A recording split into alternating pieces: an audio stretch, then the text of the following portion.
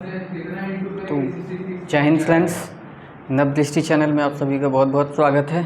और जैसा कि मैं पहले भी बताया हूं और अभी भी बता रहा हूं कि लगातार हमें जो है इसी क्रम में जो है आगे बढ़ते जाना है। क्योंकि आप लोगों का अभी भी जो है 2 पेपर बचा हुआ है और इस वाले पेपर में 2-3 कहानियाँ और बची हुई हैं। तो इन 2-3 कहानियों को पूरा कंप्लीट करते हुए, समीक्षा करते हुए इनकी, फिर हम उन दोनों पेपरों में हम जाएंगे। तो आज जो कहानी हम लोग करने वाले हैं उस कहानी का नाम है उसने कहा था। ठीक, उसने कहा था। उसने कहा था। तो अब कितना कम हो रहा है? 6 इसके लेखक है चंद्रधर शर्मा गुलेरी। प्लस से वो बढ़ते जा रहा है, डबल होते जा रहा है। एक और करके देखते हैं, समझ में आ जाएगा कि क्या लॉजिक है। शर्मा तो अब क्या है? 204 गुलेरी। ठीक है, इस कहानी के बिल्कुल ही एकदम मज़ेदार तरीके से हम समझते हुए चलते हैं। एक थोड़ा सा चित्र उत्र बनाएंगे, बच्चे की तरह इसको समझेंगे। लहना सिंह होंगे यहाँ पर, सूबेदारनी साहब जी होंगे, अमृतसर का बाज़ार होगा, रेजिमेंट होगा, युद्ध का मैदान होगा। तो इन तरीके से हम जो है इस कहानी को समझते हुए चलेंगे। फिर बाद में इसका निष्कर्ष भी बताएंगे कि यह कहानी कैसे जो है एक आधुनिक कहानी है। ठीक है, तो देखो, सबसे पहली बात यहाँ पे हो गई, ये बाबू लहना सिंह जी। ठीक, लहना सिंह है ये। दूसरा, ये सूबेदारनी जी हैं। ठीक है, इनके कान वान हो जाएंगे थोड़े। हाँ ठीक है, अब देखो यहाँ पे क्या है? बाजार। यहाँ पे इसी तरीके से क्या बने हुए हैं? बाजार लगे हुए हैं। ठीक, ये हो गया आपका बाजार। ध्यान देना है। ठीक है, ये लहना सिंह जी हैं और ये सूबेदारनी साहब है। होता क्या है कि ये लोग अमृतसर के यहाँ पर जो है अपनी मामा के यहाँ पर आए हुए होते हैं। ये दोनों के दोनों ही, दोनों जन कहाँ आए हुए? अपनी मामा के यहाँ पर। अब दोनों ही गए थे बाज़ार अमृतसर के, अमृतसर नगर के। तो वहाँ पर जो है अचानक से इन दोनों की भेंट हो जाती है। नायक की नज़र पड़ती है नायिका के ऊपर। नायिका देखने में सुंदर, गजब जो है सलवार सूट पहने हुए, इनकी चमकीली जो है, ये क्या कहते हैं इसको? दुपट्टा कहते हैं ना? हाँ ठीक है। तो ये शॉल वूल वगैरह था। तो देखते ही इनका मन आकर्षित हो गया। अब ये जो हैं चाहते हैं कि इनसे थोड़ा जो है बातचीत बढ़े। दोनों में वार्तालाप होता है, बातचीत होती है। और लड़का इतना मूर्ख किस्म का है, डायरेक्ट पूछ लेता है कि आपकी कुमड़ाई हुई है या नहीं। कुमड़ाई का मतलब होता है सगाई या शादी, ठीक ना? पंजाबी भाषा में ये है। तो पूछ लेते हैं कि आपकी कुमड़ाई हुई या नहीं। लड़की बेचारी शर्मा गई, धर बोलकर भाग गई लड़की। अब डायरेक्ट अगर कोई इस तरीके से अगर कोई पूछे, अभी तो मान लो कि उतना मामला आगे बढ़ा ही नहीं है, डायरेक्ट पूछा जा रहा है कि आपकी कुमड़ाई हुई है या नहीं, तो कोई भी क्या जवाब देगा? तो लड़की ठीक उसी तरीके से सही जवाब देते हुए वो आगे बढ़ गई। तो फिर इसी तरीके से जो है लगातार 2 या 3 बार तक इनकी मुलाकात होती है। और तीनों ही बार लड़के ने यही सवाल पूछा कि क्या आपकी कुमड़ाई हुई है या नहीं। एक दिन लड़की बेचारी परेशान होकर के गुस्से में कह देती है, वाकई में हो गई है। तुम्हें नहीं पता? अभी कल ही तो हुई है। ये देख नहीं रही? ये रेशमी चुनरी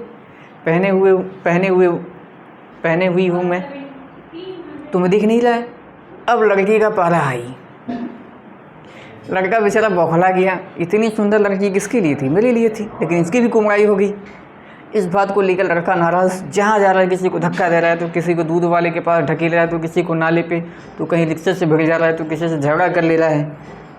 तो इस तरीके की हालत थी। ये था पहला पार्ट।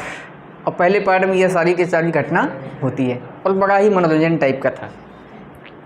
फिर दूसरे में क्या होता है? 25 वर्ष बाद, ये नहीं ये, ठीक है, 25 साल बाद क्या होता है कि लहना सिंह जी जो है बड़े हो गए हैं, युवक हैं, और ये एक रेजिमेंट में है। ठीक, उस रेजिमेंट का नाम है 77वां नंबर में जो है ये रेजिमेंट में रहते हैं। जर्मन के खिलाफ जो है लड़ने के लिए जाते हैं। और यहाँ पर इस कहानी में जो है प्रथम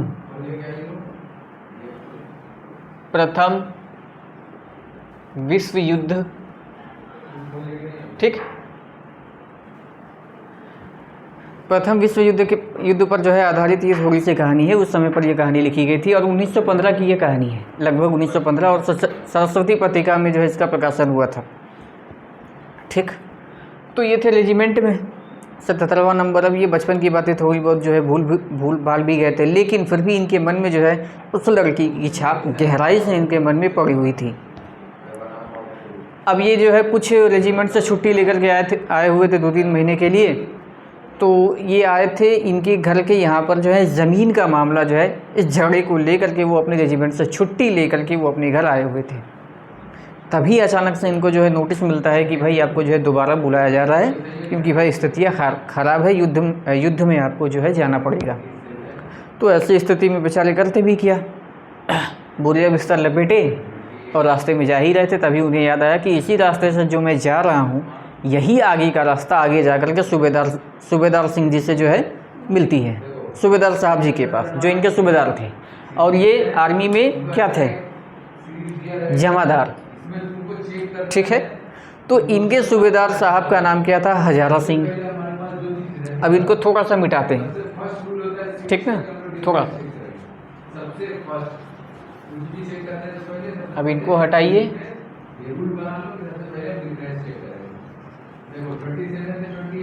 देखिए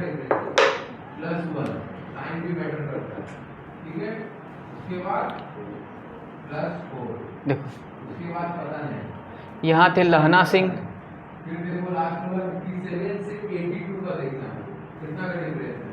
ठीक। दूसरा सूबेदार हजारा सिंह। देखो 1 का स्क्वायर कितना होता है, 1, 2 का स्क्वायर 4 होता है। ठीक, अब इन्हीं के बेटे हैं, इन्हीं के देखो 3 का स्क्वायर हो सकता है, बेटे हैं।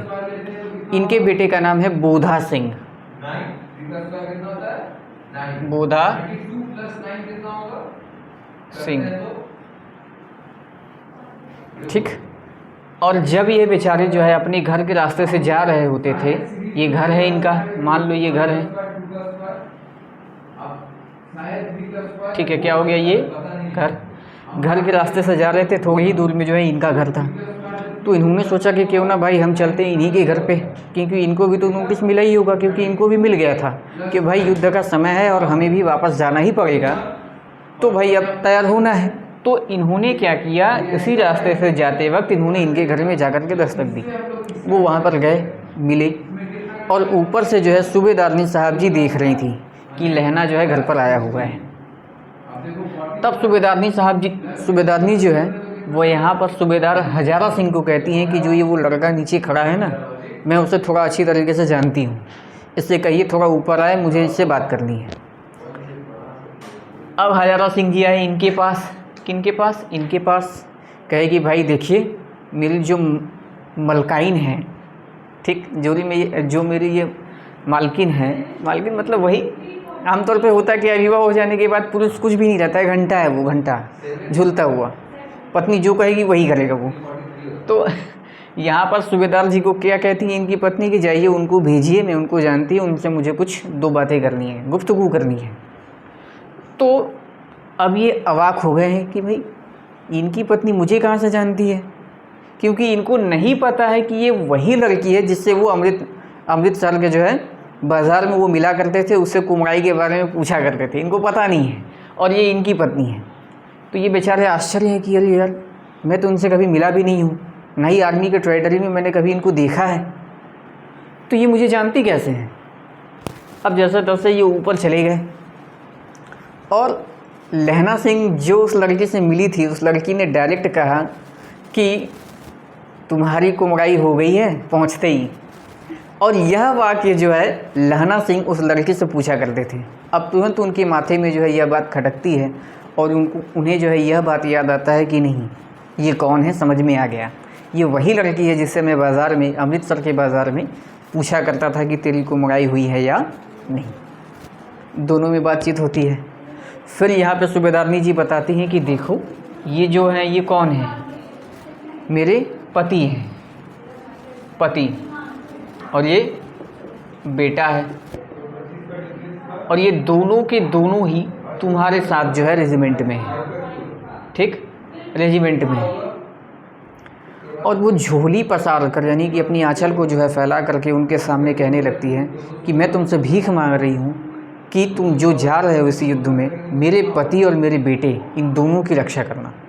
बस यही मैं जो है तुमसे अपनी आंचल फैला करके तुमसे ये भिक्षा मांग रही हूँ, रक्षा की भिक्षा मैं आपसे मांग रही हूँ। और यह बात सुन करके लहना सिंह जी कहते हैं कि ठीक है, क्योंकि भाई बचपन का प्यार था, भूले तो भूले कैसे। तो उन्होंने ये बात कही और लहना सिंह ने ठान लिया कि कोई बात नहीं है, चाहे मेरे प्राण भले ही क्यों न चले जाएं, लेकिन मेरे प्राण जाने के बावजूद भी इनके भी जो है प्राणों की रक्षा मैं करूँगा, चाहे मुझे कुछ भी हो जाए। और ये ठाने और युद्ध के मैदान में गए और उन्होंने ठीक वही किया जो सूबेदारनी जी ने कहा था। उन्होंने उसकी बात की जो है लज्जा रखी। युद्ध में गए, युद्ध में ये भारी रूप से जो है लहना सिंह जी जख्मी हो गए। जख्मी होने के बावजूद भी वो इन दोनों की रक्षा करते हैं, युद्ध जीत भी जाते हैं, लेकिन इतना ज़्यादा वो जख्मी हो जाते हैं कि रक्त उनका बह रहा था, लगातार रक्त बह रहा था। और इसी क्रम में वो क्या करते हैं, इन दोनों को गाड़ियों में बैठा देते हैं। कहते थे कि उसने वो बात कही थी और वो बात मैंने पूरी कर दी। यहाँ पर जो है सूबेदार हजारा सिंह जी बार बार पूछते हैं कि उसने क्या कहा था, वो नहीं बताते। गाड़ी में ये बैठा करके इन दोनों को रवाना कर देते हैं और अंत में क्या होता है कि रक्त अधिक बह जाने की वजह से इनकी मौत हो जाती है और ये शहीद हो जाते हैं। ठीक, तो यहाँ पर जो है ये पहली बार जो है यहाँ पर देखने को मिल रहा है कि यह कहानी जो है थोड़ा आधुनिक कहानी के रूप में देखने को मिल रही है। यहाँ पर शिल्प की बात की जाए, यहाँ पर भाषा शैली की बात की जाए, तो यहाँ पर सबसे अच्छी तरीके से जो है शिल्प और भाषा का प्रयोग बेहतरीन तरीके से किया गया है। इसीलिए एक आधुनिक काल की ये पहले कहानी के रूप में मानी जाती है, लेकिन ये हुआ नहीं। ठीक, एक सपरे हैं आधुनिक काल की कहानी के रूप में अगर देखा जाए तो उन्हीं की सबसे पहली कहानी यह मानी जाती है। तो इस कहानी में जो है जो उसने कहा था, यह जो बात है, यह जो में दिखाया गया है। और साथ ही साथ यहाँ पर जो एक बचपन का प्रेम है, एक जो प्रेम होता है, इस प्रेम के लगाव को भी इन्होंने दिखाया है कि एक व्यक्ति ने जो है उसने जो कहा था, उसने जो वादा दिया था लहना सिंह जी ने, उसके कहने पर उस वादा को उन्होंने बड़े ही अच्छी तरीके से उन्होंने पूरा किया। इसलिए वो अंत में कहते हैं कि उसने कहा था। और यह शीर्षक भी पूरी तरीके से सार्थक है, सही है, क्योंकि लास्ट में इस शब्द का जो है उच्चारण हो जाता है कि नहीं उसने कहा था। तो कभी कभी ऐसा लगता है, आप लोग फिल्म देखते हैं, फिल्म में होता क्या है कि कहानी का टाइटल कुछ और है, कहानी जो फिल्म है, फिल्म की कहानी ही कुछ और है। तो जहाँ पर फिल्म की जो ये टाइटल जो दी गई है और उसकी कहानी अगर अलग हो तो बताओ फिल्म में मज़ा आएगा? नहीं आएगा। कहेंगे लोग बताओ फिल्म का नाम इतना ज़बरदस्त, कहानी में दम ही नहीं है, कहानी को पोलियो मार गया है, कहानी कुछ अलग है, टाइटल कुछ अलग है, तो फिल्म क्या होगी, ख़राब हो जाएगी, मज़ा नहीं आएगा टाइटल के हिसाब से। तो ठीक उसी तरीके से यहाँ पर जो ये शीर्षक दिया गया है, ठीक उसी हिसाब से जो है ये पूरी की पूरी कहानी है। इसीलिए यह जो शीर्षक दिया गया है वो पूरी तरीके से सार्थक सिद्ध है। ठीक, इसलिए आधुनिक काल में रखा गया है, क्योंकि यहाँ पर सरल और सहज भाषा में रखी गई है। और यहाँ पर जो है जो ये कहानी के जो जितने भी पात्र हैं, जो सामान्य ये लोग जो बातचीत करते हैं, जो वहाँ की भाषा है, उस भाषा के आधार पर जो है ये कहानी है। मतलब वहाँ की जो है भाषा को भी उठा करके रखा गया है। ये एक जो है आधुनिक काल की कहानी की पहचान थोड़ी सी है। ठीक, तो अब आप मुझे बताइए कि इस कहानी में कहाँ पर क्या दिक्कत है। इसका जो ये मुख्य कथन है वो सारे कथन आपको मिल जाएंगे, चिंता की आवश्यकता नहीं है। ठीक है, तो अब बताइए आपको कहाँ पर क्या दिक्कत है, कोई प्रॉब्लम? कहीं भी कहानी में ऐसा है, कोई ऐसा मोड़ जहाँ पर समझने में कोई आपको दिक्कत आ रही हो? ठीक है, तो आज की कक्षा यहीं पर समाप्त करते हैं, मिलते हैं अगली कक्षा में। धन्यवाद।